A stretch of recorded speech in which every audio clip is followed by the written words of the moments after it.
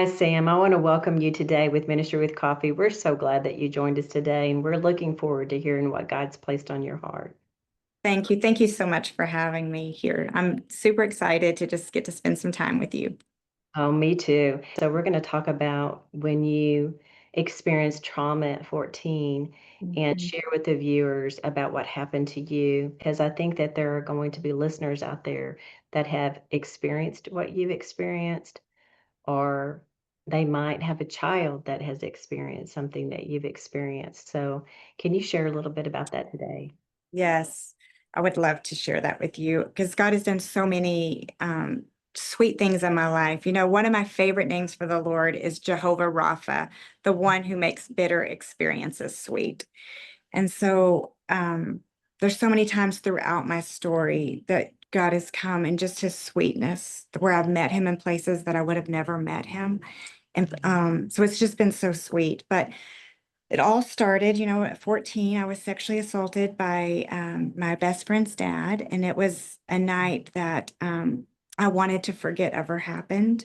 But it was a night that marked me and really defined my life for quite some time. But when I was probably 2013, I started Mending the Soul, which is healing from the 5 types of abuse. And I went into that not really expecting a whole lot. My friend was leading it, so I was just going through it because, she was leading it. Little did I know that the Lord was going to meet me in such a profound way that set me on this journey and this progression of healing. But it all started with one night the Lord woke me up and he said, Isaiah 54 is your life chapter. And I read it in every version in the middle of the night because I'm trying to figure out what he's saying to me. And it was the next day at breakfast. My husband's up there ordering and I'm sitting at the table and Isaiah 54:11 comes to my head and it said, "Oh, storm battered, tossed to and fro and not comforted." And the Lord said, "I want to comfort Sammy." And at that point, I hated the name Sammy. It was like nails on a chalkboard. But for 4 months, the Lord would only call me Sammy. And he just started taking me down this journey of healing and taking back pieces of my heart that the enemy had stolen. And then let's fast forward to 2024. 2024, it came out about our pastor. And I was on staff at Gateway. And so that was devastating and shocking. And we all had so much just kind of to process through that. But shortly after that, on July 5th, an article came out with my name and 5 other pastors where we were accused of not reporting a sex crime, which there wasn't truth in that. It was completely devastating. Mhm. And yeah, and what was so difficult is I was being accused of the very thing that did happen to me. So it left me spinning. I couldn't eat. I started having nightmares, horrible anxiety attacks. Uh, I just I felt so much shame. All that shame that I felt at 14, it was coming back again. I felt voiceless. I didn't feel like I could defend myself. And so I was spinning. And there were so many people trying to come alongside me and help me, but I just, you couldn't even reason with me at that point. And then a couple of like within the same time frame, the girl whose dad did sexually assault me started Facebook messaging me.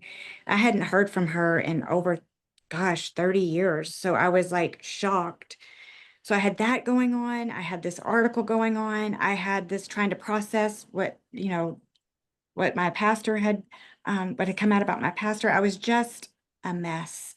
And my husband was working in St. Thomas, so he wasn't, I didn't have him there to just kind of stabilize me. And it was one day, I was early to an appointment and I was sitting in my car and Trisha, I was desperate. And I just said, Lord, I need you to do something. Like if you don't show up for me, I don't know what I'm gonna do.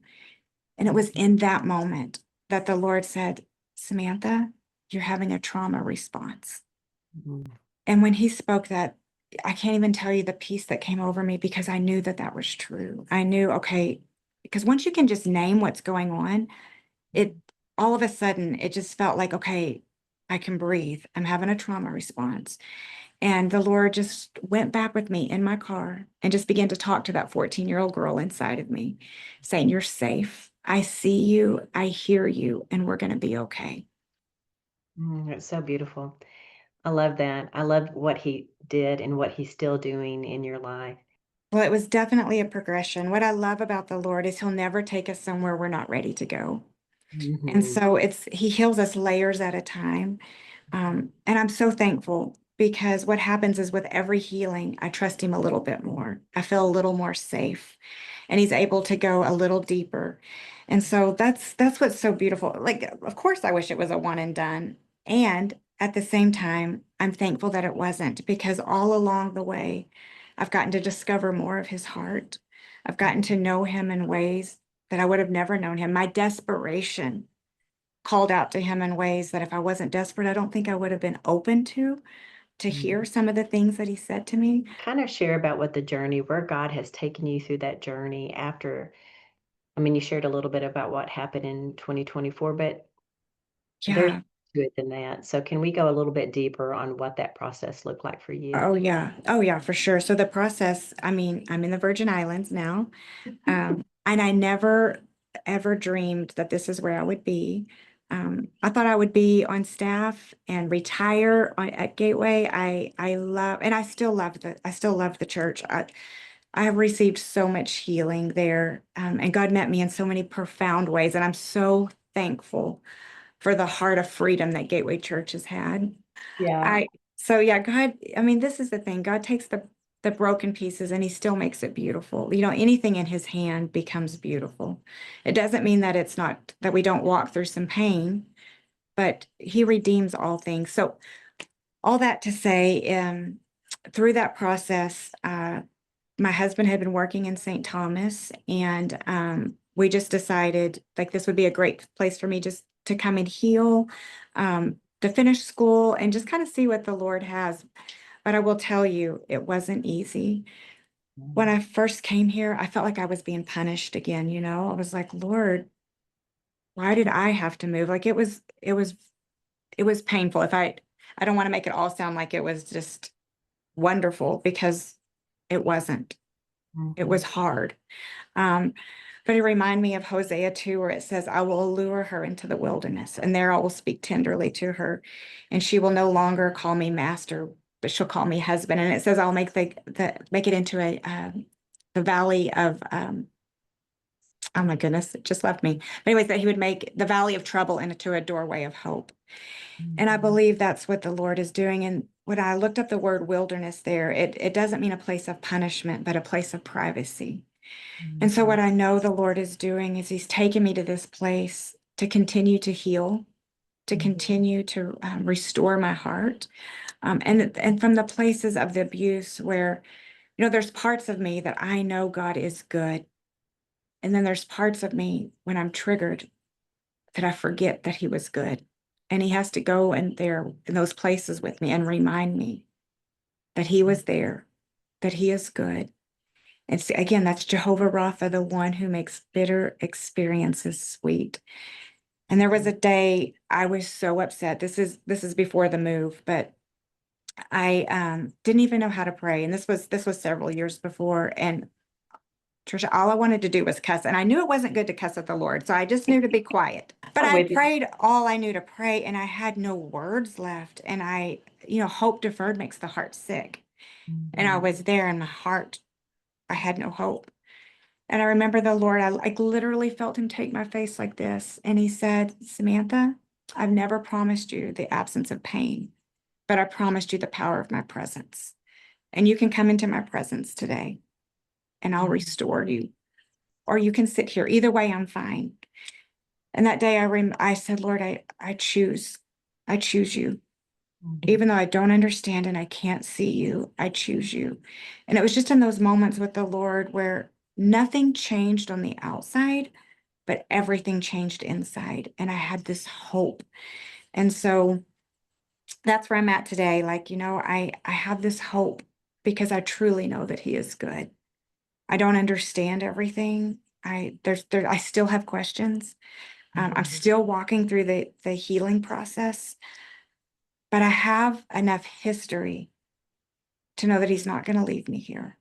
and he's going to Mhm. continue to restore and to heal, and he's going to give me a right view of him.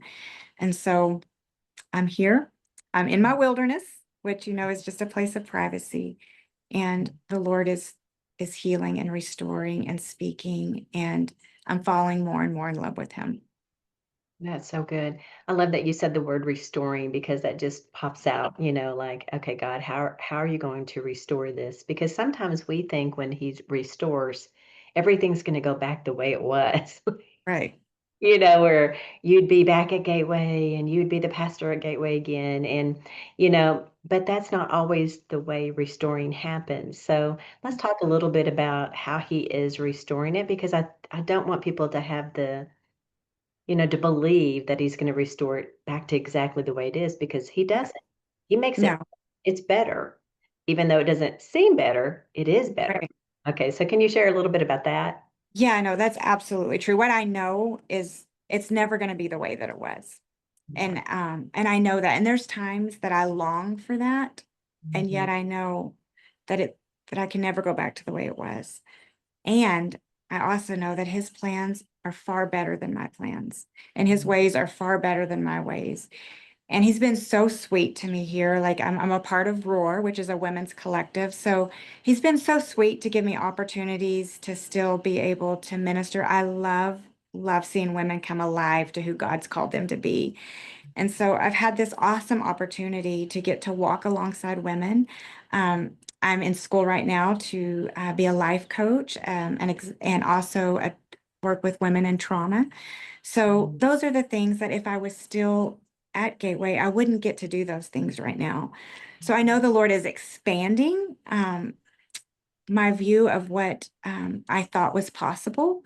So I am excited, and yet it's like I'm still unwrapping all the gifts that He's given me, and I don't know exactly what it's going to look like, but I do know that it's going to be good, and I do know that that He only does do good.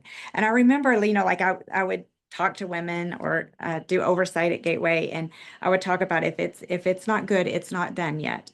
And the Lord keeps reminding me of that. Is like, Samantha, I only do good. You can trust me. And so I'm on this new walk with the Lord of trusting at a whole new level. The thing that's been the hardest is not having my girls and my grandkids, around me. I loved, just they were all lived so close. And my husband and I, we got married in high school. We had our first daughter at 17. We've been married 34 years now. Oh, okay. That's so good. Yeah, and we've never lived alone. So I'm in this season of just him and I getting to get to know each other again. And it's been so sweet. So I know the Lord is doing just a work in my marriage as well. So um, I'm excited and nervous all at the same time. Well, I really love that. I love the way he is restoring it because Hmm. I think sometimes we think that we can only do ministry in the church, that we Right. have to be in the church. We have to be in the church, and that's just a lie. You know, Hmm. Jesus sent the disciples out of the church. Yeah. He sent them out to go and minister to the people. And so, in a way, Sam, I look at you, and what I'm hearing is that Jesus just sent you out. Yeah. You were in Gateway and you had grown and you had healed and you had learned and you were equipped and you were ready to go. I mean, you had all the tools. You have all the tools. And now he has sent you out. And now you're in a totally different place, reaching totally different women that you wouldn't have reached had you Yeah. still been at Gateway. And so, if anything, he magnified you. Yeah. He expanded your territory. He did. He's so sweet. And another part of the story is he provided, like, I came down here and I'm managing a furniture store. Who would have ever thought I would manage a furniture store? But I'm loving it. I'm loving the people that I encounter. I love the women that I work with. I love the guys that I work with. And when He is Jehovah Jireh, He's our provider. And I didn't know what it was going to look like, when I left. And He's provided beautifully. My brother and sister-in-law, they own several businesses down here. And the Lord just pays attention to every detail. So, like last summer, when I was visiting before I ever dreamed I was going to live down here.